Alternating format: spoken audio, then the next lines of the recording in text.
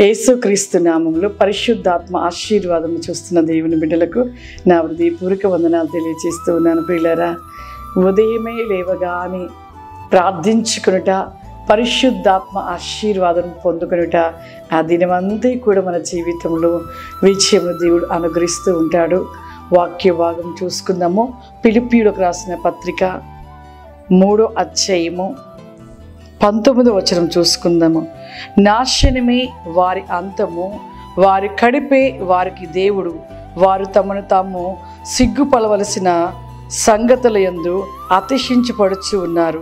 భూ సంబంధమైన వాటి యందు మనసు ఉంచుచూ ఉన్నారు.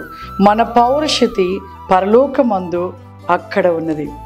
చూడండి ప్రియులారా, ఈ లోకంలో ఉంటున్న వారు పరలోకంలో ఉంటున్న మన పౌరుషతిని ఆలోచించటలేదు.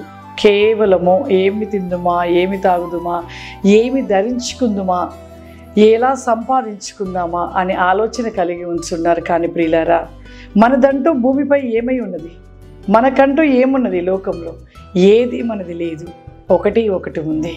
అదేమిటంటే యేసుక్రీస్తు వారే మనకంటూ ఉన్నారు. కానీ మనకుంటున్న ఆ యేసుక్రీస్తు ప్రభుని విడిచిపెట్టి ఈ లోకంలో ఉంటున్న ఆస్తి సంపాదన, లోకంలో ఉంటున్న ప్రతి దానిని చూసి సంతోషిస్తూ ఇదే మా సర్వస్వము అని జీవిస్తూ ఉన్నవారు ఎంతోమంది ఉన్నారు. కానీ ఈ భూమి మీద మనదంటూ ఏదీ లేదు ప్రియులారా. దిగంబరిగా వచ్చాము, తిరిగి అలాగే మరలా మనం వెళ్ళిపోవాలి.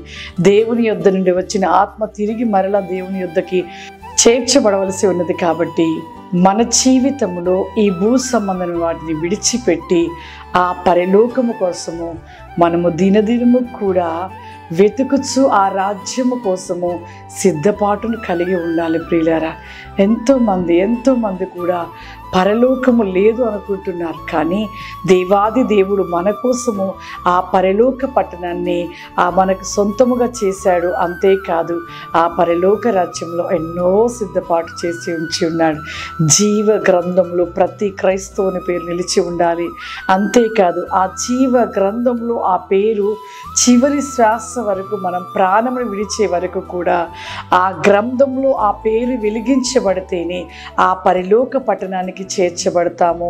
కాబట్టి ప్రతి ఒక్కరు భూ సంబంధమైన వాటిని విడిచి ఆ పరలోక రాజ్యము కోసము ప్రతి ఒక్కరు కూడా సిద్ధపాటును కలిగి ఉండాలని తల్లిగా కోరుకుంటున్నాను.